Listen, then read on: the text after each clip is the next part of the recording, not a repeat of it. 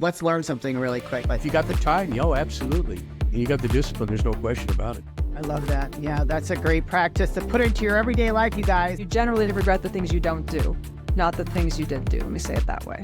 Mic drop. This was just awesome. I love meeting my guests in person, and it's a whole nother animal, and the energy is just electric. You guys, this is your host, Deanna Radulescu with Label Free Podcast. To live your best life, you must live label free. What is good, everyone? This is your host, Deanna Radulescu with Label Free Podcast. To live your best life, you must live label free. As always, bring incredible guests from all over the world, so sit back, relax, and tune in. My next guest was born into hardship and was affected by polio, finding solace in art, turning his pain into beauty. He is an author of Whispers of the Flight and an artist. Please welcome Inam. Inam, welcome to the show. Well, I'm glad to be on the show. Thanks a lot for inviting me. Well, thank you for being here, and you are quite talented, and you have quite the story yourself. I think that when we've experienced some sort of pain in our life and we're able to tap into that and to create something magical and beautiful out of it, it's just raw talent. So tell us a little bit about your journey and your struggle getting to where you are today. I'm originally from South Asia. Now I live in Atlanta, Georgia. I've been in the U.S. since 1984. But when I was born, I was infected with polio. I believe before my first birthday, I was infected. Oh, wow. Yeah. So my right leg was severely affected. And when I would walk, I had a hard time walking as a child. But then you grow up and then you start going to school at the age of, 4 or 5. Yeah. And the kids are brutal, So yes, they are. You are the only one that's acting like that. And that's why I love the movie Forrest Gump so much, because that reminds me of my childhood, because I had exactly the same kind of shoe he had in the movie. Oh, yeah. Yeah, with all those rails on the side and everything. I had to wear it for 5 years. It was very difficult to be in the school when the boys will go out and play. I was in the all boys school, and in their free time they'll go out and play, and I would not be able to. So what happened with me was that my art teacher noticed that, and she took me under her wings, and she would take me in the art room every day while the kids were playing outside, and start teaching me how to draw, how to paint, and all that. And that process lasted for 5 years, Deanna. So that's how I picked up all the basics of art. But at the same time, I had to face a lot of bullying, a lot of hardship. My family was not necessarily wealthy, so we had to face all those challenges too. Yeah. But had a very supporting, parents. I believe you're the oldest. I'm the youngest. I'm the youngest of the 5. Okay. So I grew up under the shadow of my brothers at the same time. So it was a double whammy for me to be able to face the world. I never learned, until the late in my life, how to face the world, how to face the challenges and all that. Yeah. All the beginning was just facing the issues and finding the courage to stay, and move ahead. That's all. Yeah. So that was the beginning. Those were the biggest challenges. And I had a couple of surgeries done on my leg when I was 11 years old. And then I was able to walk properly and, take part in some of the activities. But I still have a limp. I still walk like that. But it's not as bad as it used to be. So that was the beginning. But that was how I became involved with the art. And that journey continued with me. And as you said, that I tried to utilize my hardship, my pain, and try to create beauty out of it, not for myself only, for anybody else out there. And at the same time, I became an avid reader. I used to read a lot of books, and as a result, I started writing, in 2 languages, English and Urdu languages. And I write plays also. I produce plays also in Atlanta, and they go to 9 or 10 different cities. We travel with my plays, and we do Broadway quality productions. And I write, produce, and direct, and sometimes act also. So, but as far as the book writing is concerned, which has been my latest project, it's called The Whispers of the Flight. And what happened is that I was exposed to a 900-year-old poem originally written in Persian language, but it has been translated into 80 different languages by a poet named Attar, Attar, who was actually Rumi's teacher. Oh, wow. And it's a 4,500 verse long poem. Holy cow. And of course, I read the English version because I don't know Farsi language. And I was blown away with the concepts in it. What the poem teaches you how to face the world, how to cleanse yourself. It's basically an inner cleansing process that poem has described. And I said, this is amazing.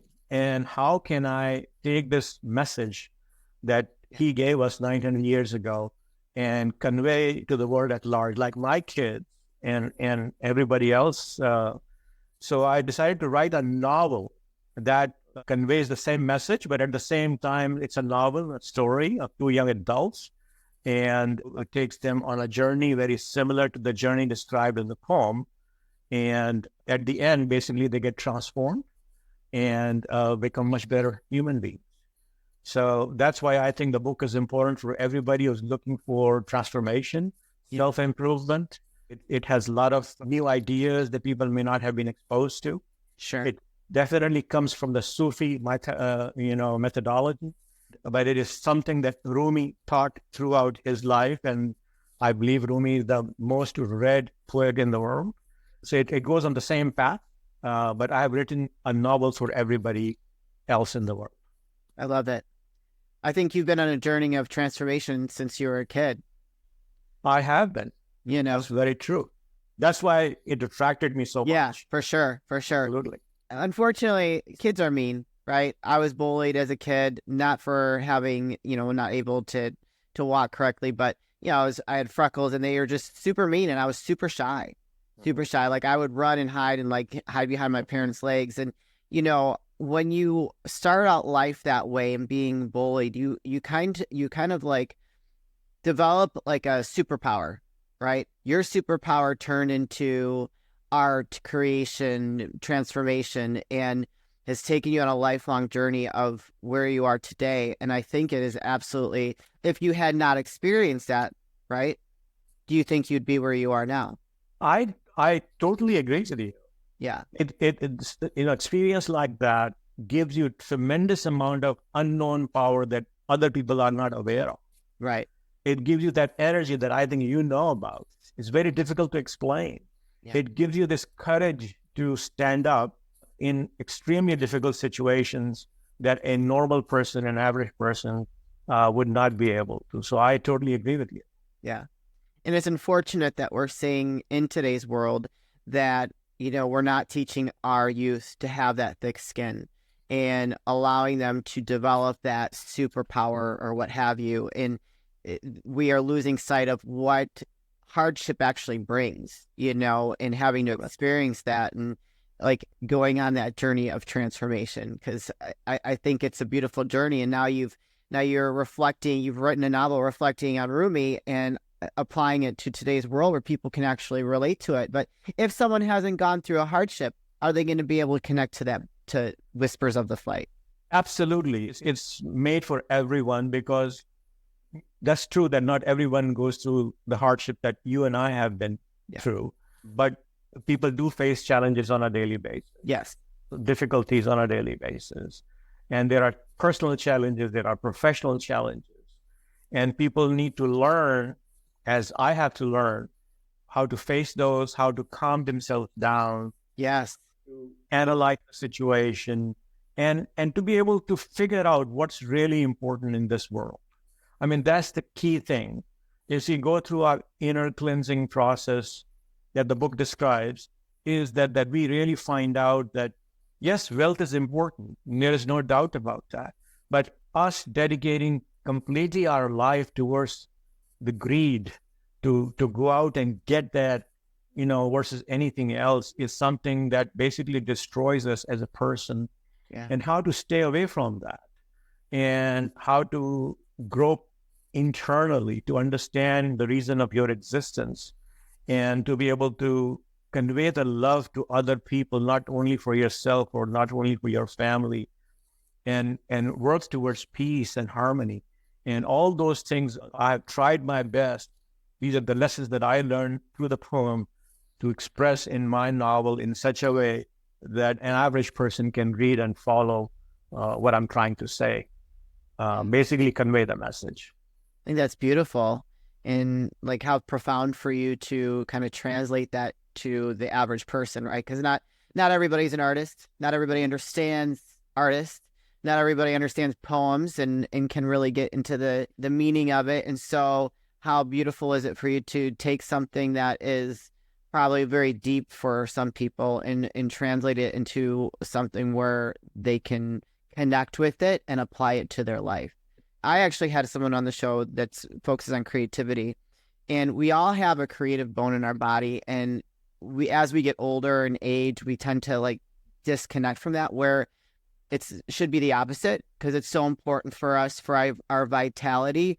And that can look like something different for everyone, right? Like I create conversations, impactful conversations. You create art, and you're an author, and someone can create like a great garden, or, you know what I mean? Or interior design. So I think that to allow people to tap into your side, your creativity, where you've translated something, is hopefully it will encourage them to tap into their creativity.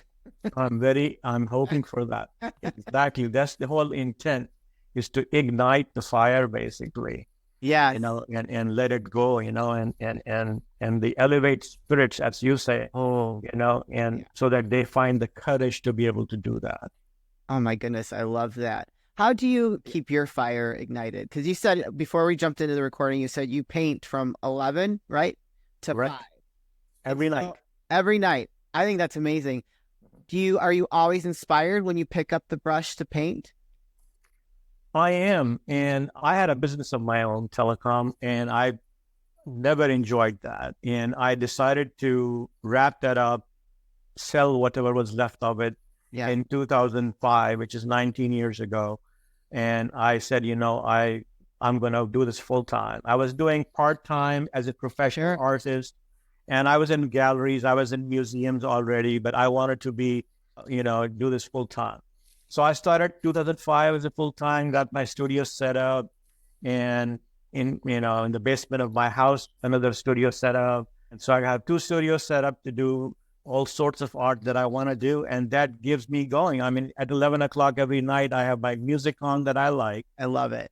And then I just disappear. I don't know where I am for 6 hours every night.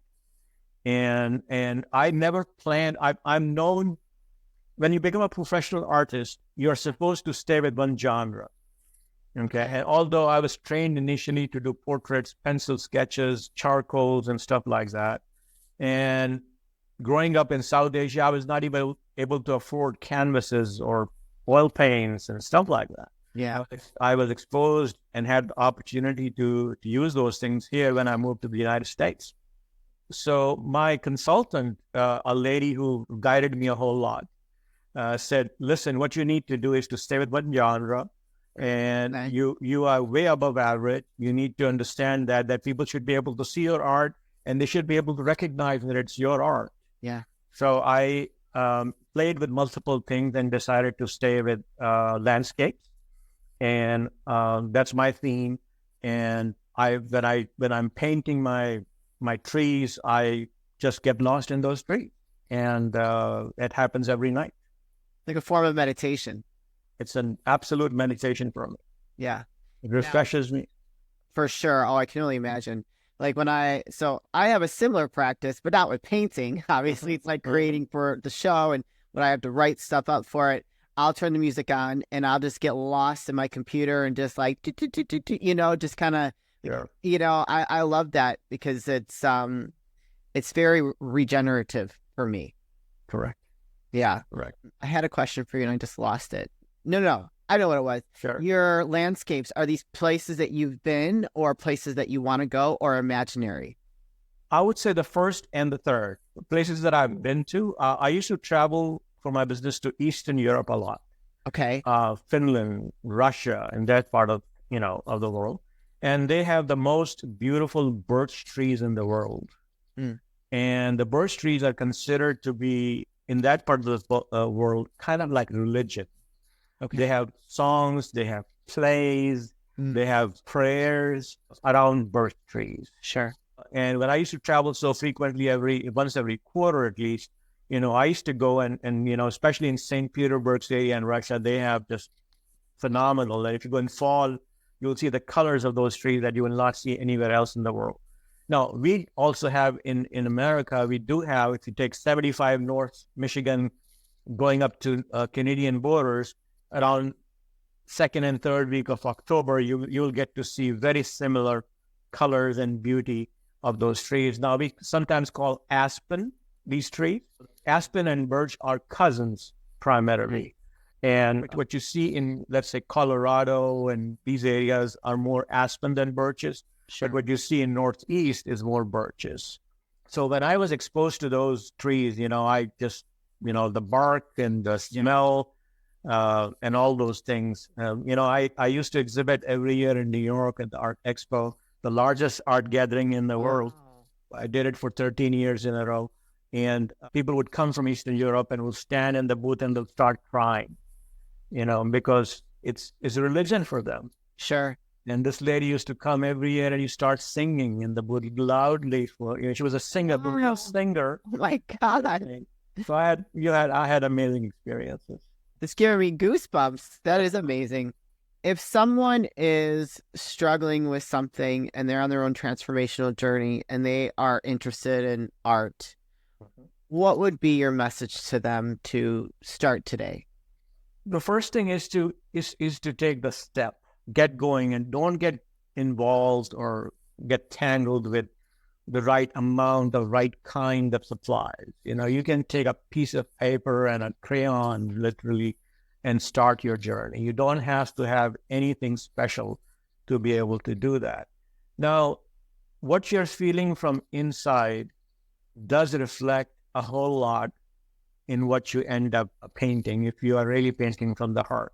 Yeah. I'm going to interject a little story here. 2 years ago, I had my knee replacement surgery done on the left leg because my left leg bears more weight than the right, compensate for my leg. And unfortunately, I developed blood clots, what you call DVT. I went through some severe pain for the next 2 months or so. And, since I'm an artist, even I was hurting, I was trying to paint at the same time.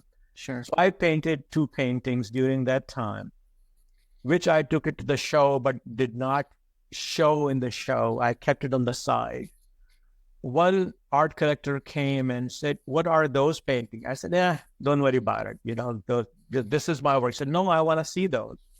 I said, "Okay." And I showed him the face. It was a couple, actually. I showed them those 2 paintings. And the guy looks at me and he said, "Did you paint these while you were in pain?" Yeah. And I said, "How do you know this?" He said, "I had a motorcycle accident 2 years ago and I was in hospital for 4 months. And I know the feeling I went through and I see those feelings in these paintings." Wow. And he ended up buying both the paintings. Oh my And goodness. he said, "I want to take it just, for the sake of respect of your pain." So that happens, it reflects. Yeah. Going back to your question, my suggestion would be to start, somewhere, and don't wait. Waiting and procrastination is one of the worst things in the world, Art is a huge healer, and any form of art, whether it's music or painting or drawing, or you want to write a novel or any kind of a book, or you want to write a play or act in a play, everything basically helps you tremendously, emotionally speaking. All these things are out there available for us. We are lucky to live in this country where if you want to join in a group or start something on your own, you can do it for a very, very low cost and be part of something big. But don't wait. That's my biggest advice. It's to start immediately. And don't judge yourself if you're just starting. Absolutely. Because that's what gets in the way. Absolutely. And sometimes I paint a painting that I'm so proud of, that I did a way above average job, and nobody takes interest in it. And sometimes I do a painting with, I'm okay with it. I'm not too happy with it. Yeah, 10 people want to buy it. Wow. So you don't know. Yeah. You don't know what attracts other people. I love that. Inam, where can people find you, support you, and purchase your book? So I'm going to say three things. Number one, the book will be available on 16th of August. Okay. The release date is 16th of August. I think this program might be released around that time. Sure. Maybe a couple of days before or a Yes. couple of days after. So 16th of August is the key date. It will be available on all four formats, which is ebook, Kindle, paperback, hardcover, and also Audible. Okay. And Amazon would carry it, Barnes and Noble would carry it, Sure. Walmart, Target, 50 other outlets would carry it. But it's already shown on Amazon. It's uploaded on Amazon, not to be released yet, but Sure. yeah, you can pre-book the e-version already. Okay. And yet I want to say is that 3 days ago, it was uploaded. Okay. And I'm happy to say that I'm in three categories that I'm listed. In pre-issued books, I'm listed as number one in all three categories. Congratulations. That's amazing. Yeah. Beautiful. So it looks like that it's gonna be a good hit. And one big reason is that the cover page of the book is painted by myself. And I love that. yeah, and I hope you can plug in that cover page I'm gonna send you For sure. in the Yeah. play. It's beautiful. Everybody loves it, and that has helped me. And when people read the bio, the description of the book, everybody loves it. That's why I believe, without any significant marketing, I'm on number one right now. I love it. That's amazing. And so you have a couple websites, inamgallery.com. And So my art website is inamgallery.com, which is INAM gallery.com. And the book website is the name of the book, which is whispersoftheflight.com. perfect. But people want to go on Amazon, type in Inam, my name, INAM book, it will come. Or they can type in Whispers of the Flight, and it will, of course, appear on Amazon. Excellent. You guys, I'm going to put those links in the show notes. So if you connect with Inam and you want to learn more about his art or purchase the book and go on a transformational journey yourself, go click those links, go check him out and purchase the book. Inam, this is the part of the show where I like to ask for last words of wisdom or advice. What would you like to leave with us today? I'm going to say what Rumi said. When you start walking toward the path appears automatic. So it's up to us. We can change the world. We can change ourselves. We have to take the first step. Yeah, I can resonate with that for sure. That was beautiful. Inam, thank you so much for sharing your story, sharing your gifts with us, giving people, the audience, the opportunity to potentially transform their life and tap into their artistic selves, whatever that looks like. So we appreciate you. Thank you very much for having me on the show. You're welcome. You guys, this is your host, Deanna Radulescu with Label Free Podcast. To live your best life, you must live label free. As always, don't forget to subscribe, follow, rate, review, comment, share, all those good things. And I'll be back soon with more dynamic guests.